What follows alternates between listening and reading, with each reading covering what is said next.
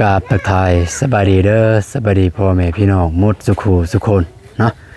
กายินดีต้อนรับสองอาตูนชาแนลเด้อพี่น้องเด้อตอนนี้กับบาตูนยังอยู่เฮือนเนาะกับเมียยังบ่ทันได้ไปทางใดเทื่อพี่น้องเอ้ย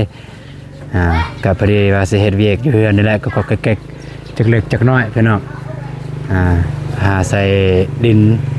หาเอาดินหายใส่ถุงกาแฟพี่น้องก็จักเล็กจักน้อยก่อนพี่น้องเอ้ยพอดีว่าตอนบ่ายๆโมงจะน้อยก็ว่าสิเดินทางไป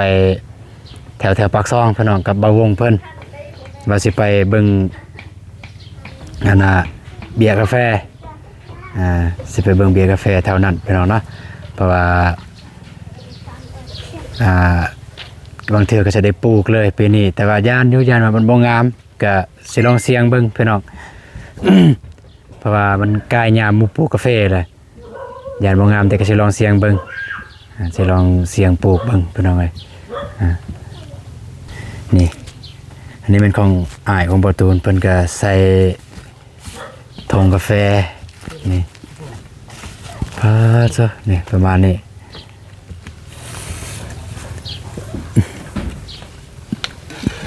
ที่จริงเนี่ยคันโตแบบว่าสิว่าเวกาแฟคือซ้ำนี่นี่ซ้ำของอ้ายนี่ถ้าของเฮาเฮ็ดเองเราไปปลูกมันก็โอเคแต่ว่าถ้าเฮาซื้อน้ำหมูมันบ่โอเคแสดงว่าบ่งามแล้วแนวนี้ซ้ำนี่นี่บ่งามถ้าเฮาซื้อน้ำพระเจ้า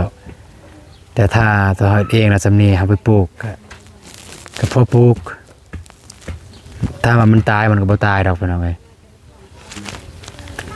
นี่ของอ้ายเพิ่น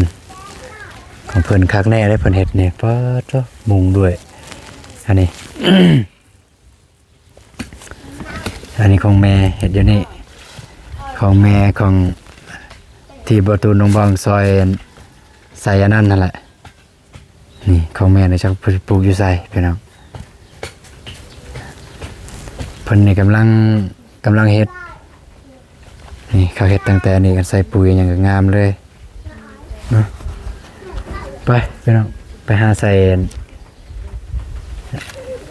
ขี้ดินก่อนพุ่นของอ้ายพุ่นอ้ายผู้นึงอีกพี่น้องมาฟาร์มมาเบิ่งทักนี่อันนี้บ่งามพี่น้องเอ้ยนี่ทางนี้บ่ได้งามอันนี้พอเบิ่งอยู่นี่นี่กาแฟที่เฮาบ่ได้ใส่ปุ๋ยใส่หยังเลยกาแฟแบบปุ๋ยธรรมชาติปุ๋ยเฮือนปุ๋ยแบบน้ำเหี่ยวคนนี่เบิ่งมากนี่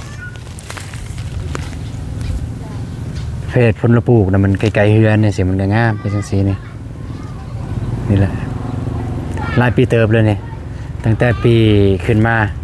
ตั้งแต่ปี2014ตัวนี้เรานะตั้งแต่ปี2014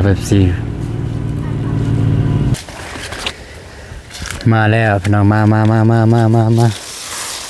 คือเก่าพี่น้องเอาอันนี้ออก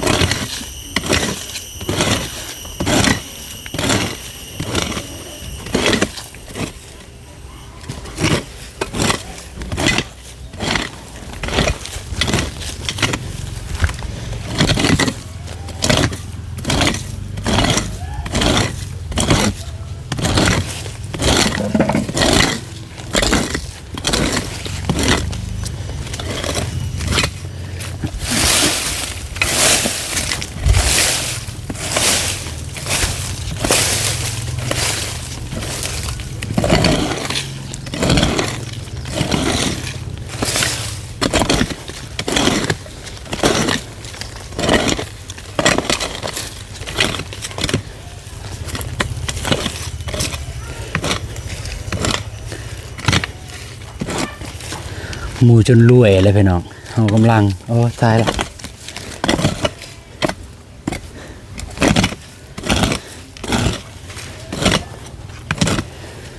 เฮ็ดอันนี้แก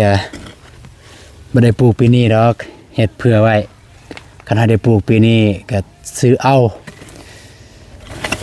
แล้วก็ตัวเฮ็ดอันนี้เนี่ยมันเอาไว้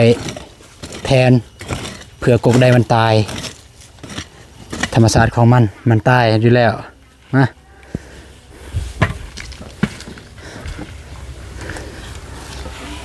นี่ประมาณนี้พี่น้องเนาะพุ่นสบายดีเด้อทางพุ่นสบายดี สบายดีเด้อ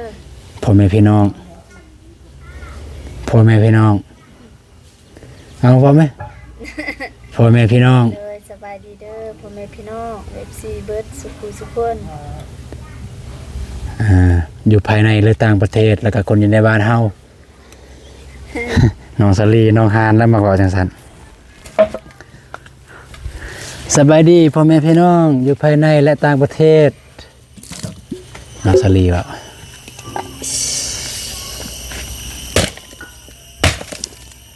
มันบ่เข้า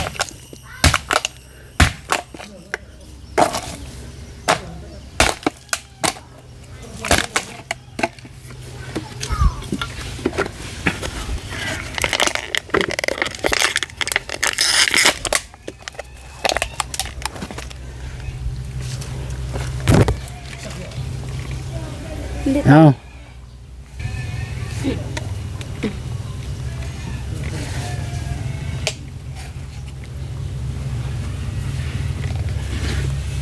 โอเค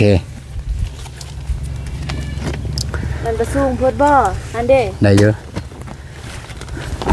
เดี๋ยวสินั่งมา ได้เยอะนั่งบ่ค่อยได้ปันใดมาเด้อพี่น้องเด้อมาหายทงซอยเจ้าเฮาเด้อ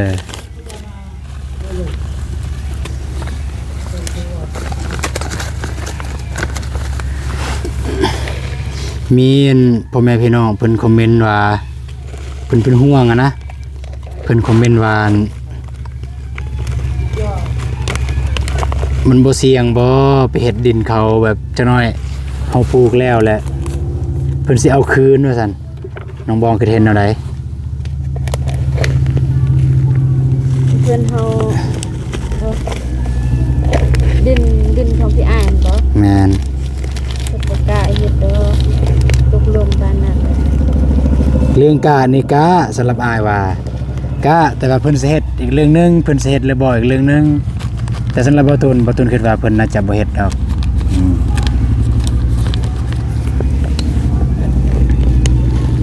มีแต่ว่าให้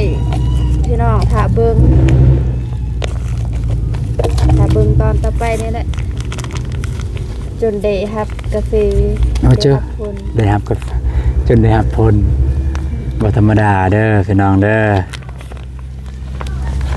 ถ้าเบิ่งจนได้รับผลว่า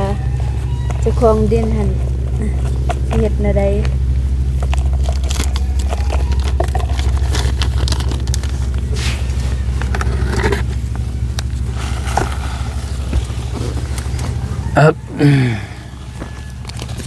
อยากเห็นบันไดจะน้อยนี่ก็สิไปปักซองเด้อพี่น้อง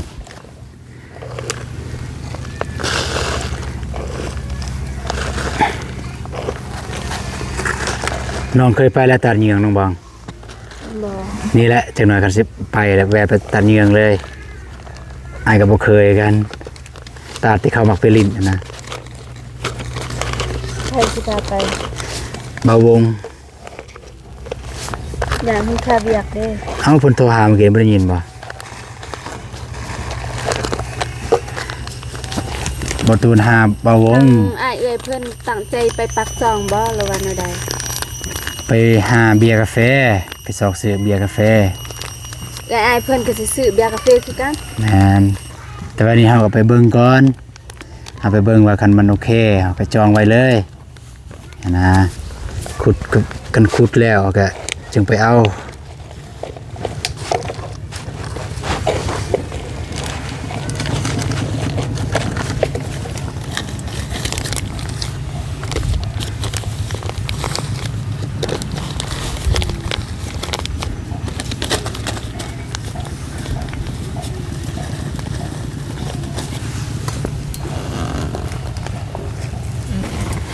ฮึบ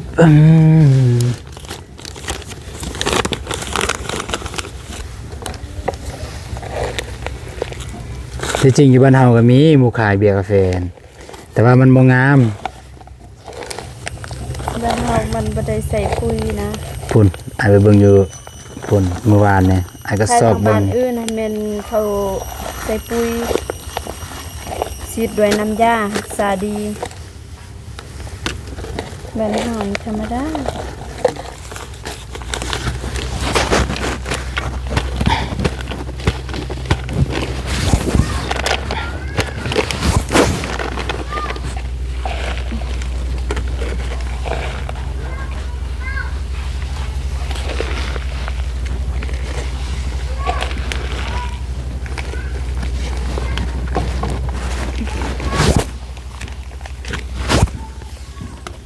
อันเน็ตพูด พอดีจังหน่อยฝนตกมันก็เข้า มันก็ยุบลงฝนตก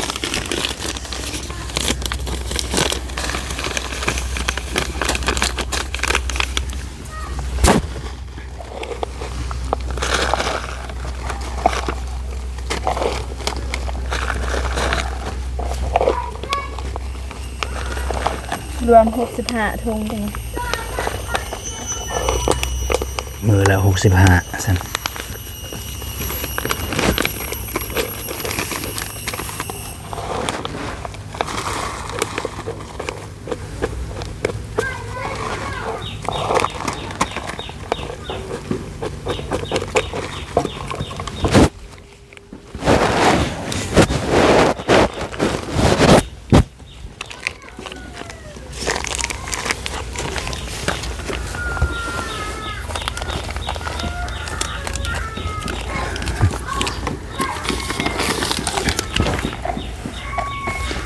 นางลิตาเนี่ยตลอด เสียงให้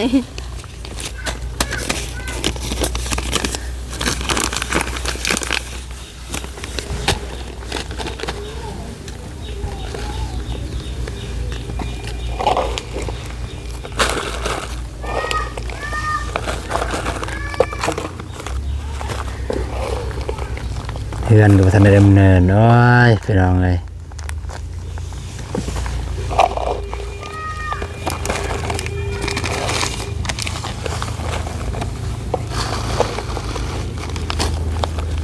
ช่วงนี้พี่น้องค่าหมดค่าดำนา มีคนมาขอเห็ด คนมาขอเห็ดเนี่ยคนมาขอเห็ดเห็นประตูน้องบองพี่น้องเนาะก็โบกในโบกนอก จับเหลี่ยม แล้วก็เทคอนกรีตตัวประตูเราหันเป็นหลังคากันศาสตร์อยู่ระเบียงหัน การสาดเพิ่นก็ใส่ให้ได้บ่ แมนมันเป็นกันศาสตร์กระซิงกันได้เกินกันศาสตร์อันนั้นคอนกรีตนะแบบตามที่ประตูเว้าอันแหละแล้วก็แต่งเสาบ่มีแต่งเสาแบบแต่งเสาให้มันใหญ่บ่มี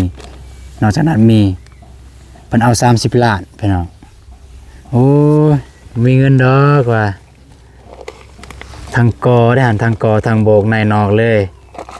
30 ล้านแล้วก็แลนบัวให้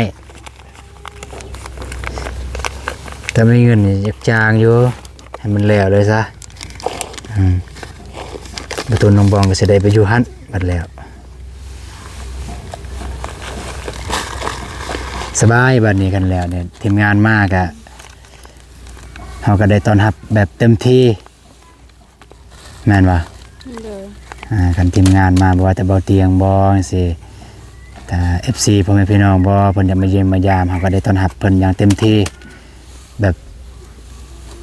มีเฮือนเฮาเองเด้อสบาย30 ล้านโอ้ย ถ้าสมมุติโบกแล้วมีแต่ว่าทาสีเลยบ่ บวกแล้วบ่ เลยแล้วว่าต้องได้โบกอีกหลายสั้น บ่มีดอกโบกแล้วงามก็ทาสีแล้วก็ถ้ามีงบก็ใส่เพดาน คิดว่าโบกนี่ต้องได้โบกหลายสัน มันหนาสิโบกอย่างหลายสันโบกแต่เธอเดียวนะครับโบก เคยเห็นโบกห้องน้ำหั่นนะ ตอนนั้นเขาโบกแกะเกินว่าหันอันหนึงเนี่ยโบกแล้วก็ปาดแล้วก็คัดหลายขั้นตอนในการได้โบกเด้ขั้นตอนแรกคือปะปูนใส่ปูนแห้งมันติดเลยมันจับเลยขับปาดอันนี้ปาดแล้วก็คัดให้มันงามบานนี่30 ล้านก็ประมาณทางเงินไทยประมาณอยู่50,000พี่น้องแต่ว่า30 ล้านนี่เพิ่นเว้าข่าวได้พี่น้องผู้ว่าคันมาเฮ็ดแทนเนี่ยได้ต่อลงบ่หรือว่าเพิ่นได้เพิ่มขึ้นแต่ยังเพิ่นมาเบิ่งหน้างานนะ บ่แหละถ้าสิไปเฮ็ดแล้วสิต่อขึ้น คันเพิ่นให้ติดหนี้ใครแน่เนาะคันเพิ่นให้ติดหนี้ เป็นเฮ็ดเป็นนี่เฮาก็เก็บเงินเดือนเฮาเก็บเล็กน้อย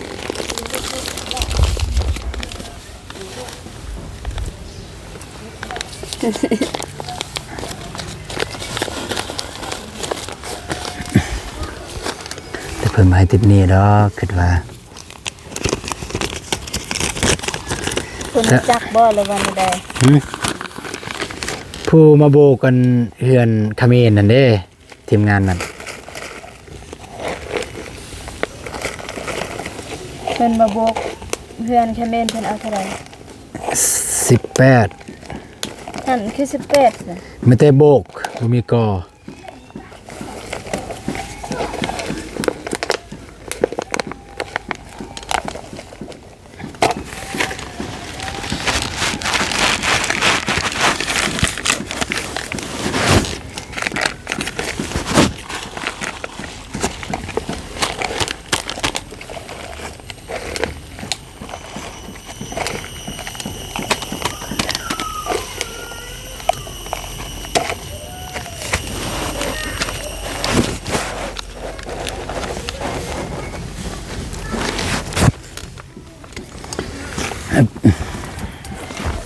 ประมาณนี้พี่น้องนี่ปาดพี่น้องเอ้ยเอามาตั้งกองอยู่นี่ก่อนเพื่อได้เว้าจักเล็กจักน้อยเป็นมุมพี่น้องเอ้ย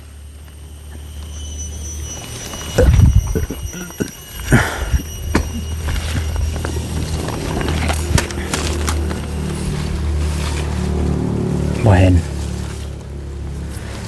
แฟนใครไม่รู้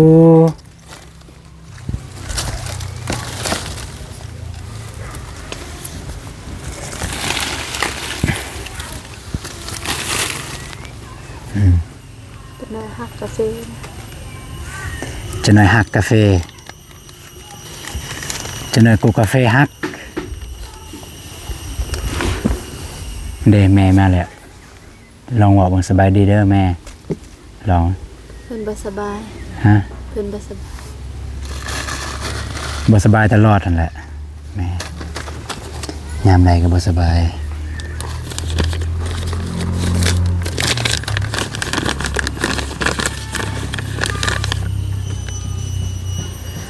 Happy birthday to you ชื่อแล้ววันที่30เอาไปถวายน้ำเด้อซื้อน้ำไปให้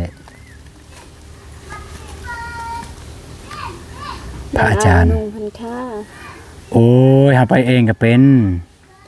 น้องบ่เป็นเด้ อ้ายนี่เป็น บ่เคยแบบนั้น เคยมันมีลูกวัดอยู่หันเขาเอิ้นว่าลูกวัดเข้าใจว่าลูกวัดมันมีลูกวัดเขาก็ทำลูกวัดแนะนำเฮาเฮ็ดได้กันเฮาบ่เคยนะ เวลาเฮาเคยมีบ่นั่นน่ะ มีเฮาก็ซื้อน้ำซื้อในไปถวายเพิ่นแล้วก็ชื่ออยู่ว่าเงิน 1,000 2,000 ตะกี้ก็1,000นั่นพันกีบตัวแม่เพิ่นเอาให้บ่ตัวเพิ่นว่าให้ถวายวัดบ่แม่นบ่ แม่น อ่า 200,000 200,000กีบแต่ใบพันธุ์หมดเลยพี่น้องงามใบพันธุ์นั้นแบบโคมาของเพิ่นบ่แม่นถวายดอกก็คือใส่บาตรยามใส่บาตรหากเอาเงินนั้นใส่นะ คันถวายหันใส่ใบแบบอันนั้นเดี๋ยวหน่อยยันบ่เอาเด้อ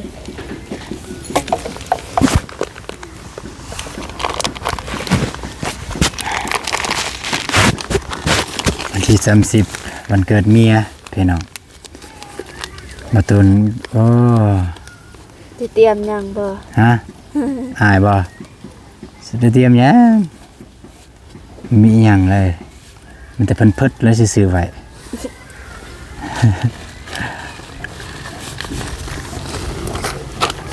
แต่สิซื้อเพิ่นเพิดมาไว้เลย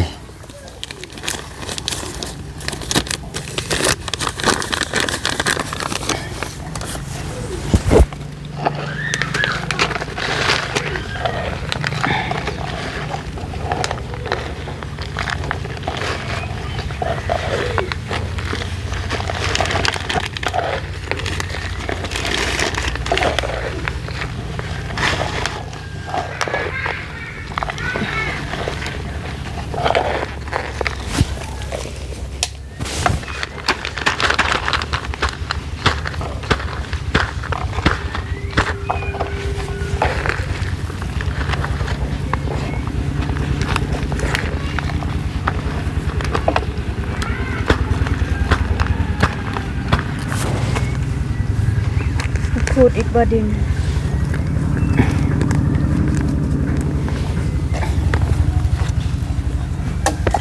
เบิ่ง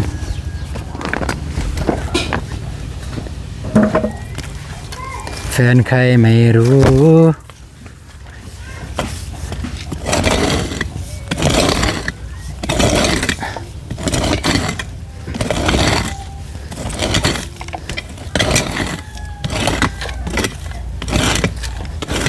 มันมีขี้หินอะไรอยู่นี่นะ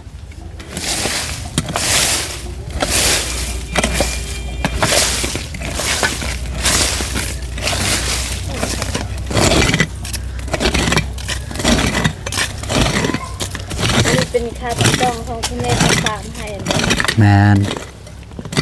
ตอนนั้นไอ้ใส่บ่เป็นตอนนั้น ตอนนั้นนี่บ่ตูนใส่บ่เป็นกาตังกองอันนี้พี่น้องคิดว่าคาตังกองไล่สดบ่มีคาตังกองแบบว่าตั้งแบบแนวนอนนะคิดว่ามันได้แนวตั้ง มันพักครึ่งนึงครึ่งเอง แมนแบบนี้คือแบบของเบาเตียงเพิ่นใส่แบบนี้แหละ ตอนนี้บ่ แมนเบาเตียงเพิ่นแบบนี้ เด้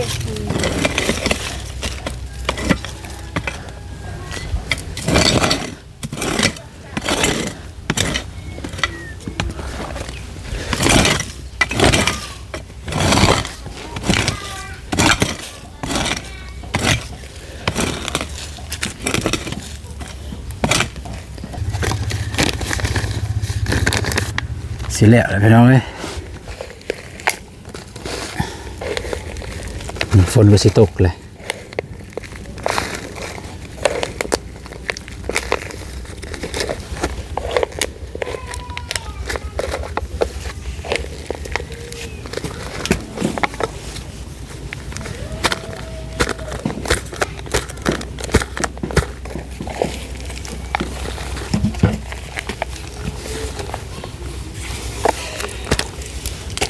คันสมมุติเขาปลูกกาแฟแล้วฝนตกนี่ดีที่สุดเลย แต่ว่าช่วงนี้นี่ฝนบ่ค่อยได้สิตกปานใดทางนี้ถ้าเป็นหยังที่ใกล้นี่เดือน6นี่ตกตลอดและอันนี้ก็ไทยเดือนแหละบ่ตกอย่างอีก2นี่เข้าเดือน7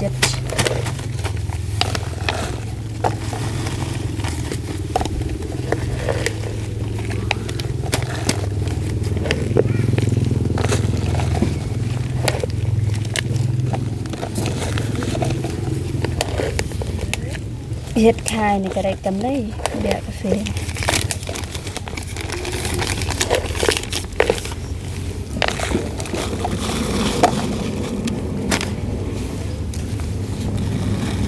ท ถ้าสมมุติเฮามีหลายพื้นที่ก็อยากเฮ็ดไว้อยู่ทางกาแฟเพื่อไปขาย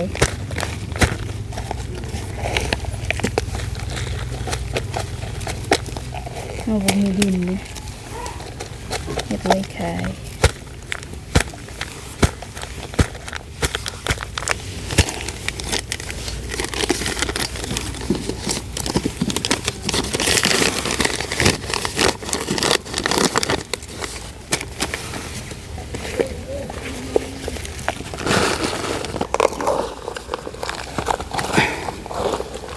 สิแล้วพี่น้องเอ้ย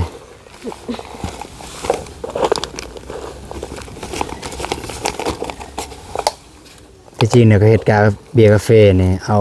อาในมาใส่ก็ได้พี่น้องหรือว่าไปโลกเอานำปลากาแฟเอาตัวน้อยๆหั่นมาใส่ก็ได้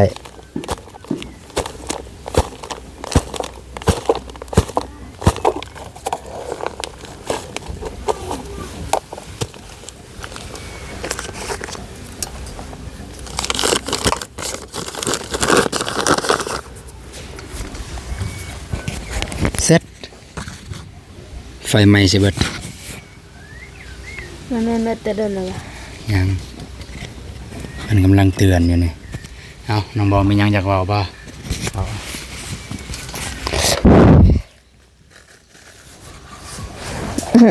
เว้าได้จังได๋ไม่หมดกัน เด้อ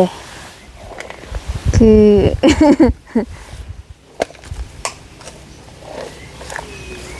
น้องกับไอ้ตูนได้รับเงินจากแม่อยู่ฝั่งไทยก็คือ 3,000 บาท 3,000 บาท 3,000 บาทนั่นแม่นทางแม่เพิ่นบอกให้เฮาไปซื้อเครื่องก็คือเครื่องกินก็คือแนวกินแนวแบบบำรุงให้น้องแล้วก็ซื้อไปให้แม่ของไอ้ตูนน้ำแล้วก็ให้แม่ของน้องน้ำประมาณนี้แต่ว่าให้สิให้แม่ของน้องนี่แต่ว่ามีมื้อใดที่ได้ไปยามแล้วก็สิซื้อไปให้ของกินของอยากบ่หรือว่าเครื่องดื่ม แต่ว่าให้แม่ไอ้ตูนนี่ก็นี่แหละอยู่เฮือนนั่นแหละ บอกเลยไปตับลง เลยแล้วก็จำนวนเงินเป็น 3,000 บาทเด้อมีแต่ว่าก่อนอื่นหมดก็ขอขอบอกขอบใจทางแม่เพิ่นก็คือแม่เก่านี่แหละก็คือแม่ที่ฝากเงินมาให้ช่วงนั้นก็ฝากมาให้ 3,000 บาทให้ไอ้ตูนเพิ่นพาน้องไปซื้อสุดแม่ปุงแล้วก็น้องได้เลือกสุดแม่ปุง2สุดก็คือแม่นั่นอันเดียวกันแต่ว่าทางแม่นั่นบ่ให้ซื้อมีแต่ว่าให้อยู่แม่อยู่ฝั่งไทยจังใดก็ขอขอบคุณหลายๆแล้วก็ขอให้แม่จงอยู่เย็นเป็นสุขเด้อสุขกายสุขใจขอให้แม่สุขภาพแข็งแรงอายุมันควรยืนพร้อมครอบพร้อมครัวบ่เจ็บบ่จนการเฮ็ดการสร้างหยังก็ขอให้ดีขึ้นขอให้มีแต่สิ่งดีๆเข้ามาในชีวิตเด้อสาธุ แล้วก็ อันนี้มันเงินที่นำน้องบ้องไปได้เงินนำบ่ตูนก็คือเงินที่ให้เอาไปสมทบบ้านน้องพีนตัวเนาะนะตัวบ่ตูนเอาไปให้ 1,000 บาทให้น้องพีน แม่นบ่ แม่นแล้วก็อันนี้มันนำบ่ตูนแล้วก็เอาให้บ่ตูน 1,000 บาทให้น้องบอง 1,000 บาทเอาไว้ใช้ซื้อเครื่องของต่างๆนั่นแหละอยากซื้อหยังก็ซื้อ อ๋ออันนั้นเป็นแม่ไดโน แม่ฝั่งไทยอันนนเพิ่นบ่เอ่ยนามคือกัน 1,000 บาทนี่แม่นแม่เพิ่นให้วันเกิดล่วงหน้า แม่นบ่ แม่นแล้วก็อีก 1,000 บาทแม่นให้น้องพีน รวมเป็น 3,000เด้ แต่อีก 1,000 บาทให้อ้าย นั่นบ่ก็นั่นแหละให้เฮานะประมาณนะจะได้ก็ แจ้งคลิปเดียวเลย จะได้ก็ขออวยชัยพรทางแม่หลายๆเด้อทั้งสองแม่เลยที่ฝากเงินมาทางน้องบองแล้วก็ทางเบานำเบาตูนให้คนละ 1,000 บาทจะได้ก็ขอให้แม่จงมีสุขภาพแข็งแรงเด้ออายุมันคนยืนปรารถนาสิ่งใดขอได้สิ่งนั้น ให้มาเท่านี้ได้ครับเป็นร้อยเท่าพันเท่าเด้อแม่เด้อที่สำคัญที่สุดก็ให้สุขภาพแข็งแรงทั้งครอบทั้งครัวเลยบ่สู้ทุกคน สาธุ เลยสำหรับคลิปนี้ประตูน้ำบองก็นี่เรียบร้อยแล้วพี่น้องเอ้ย ให้ทงเรียบร้อย เรี แล้ ยว บร้อยแล้วก็แต่ว่าถ้าบ่ได้เดินทางไปใส่ก็ยังสิให้ต่อแต่ว่าพอดีบ่ตูนได้นัดบ่วงเพิ่นไปเบิ่งเบียร์กาแฟน้ำกันเพราะว่าเพิ่นก็อยากใส่เพิ่นก็อยากเอาคือกันนะ เพิ่นก็ยังสิปลูกบ่ละว่า จังหวะ ซื้อไว้ซื่อ เพิ่นน่าจะปลูกกันแหละ ๆมีแต่ว่าจะหน่อยถาม ไปเบิ่งน้ำกันแล้วก็สิได้ทายให้พี่ให้น้องเบิ่งว่าเบียร์กาแฟที่ทางเฮาไปเบิ่งหน้าตาเป็นแบบใดประมาณใดพอปลูกบ่พอเอาบ่ก็สามารถเข้าไปเบิ่งได้พี่น้องไปเจอกันคลิปต่อไปเด้อพี่น้องเด้อสำหรับคลิปนี้ สบายดีเด้อ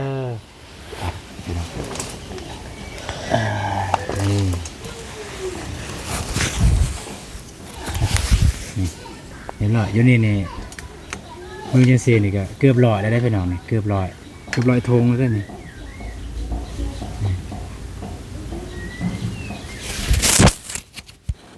แหนม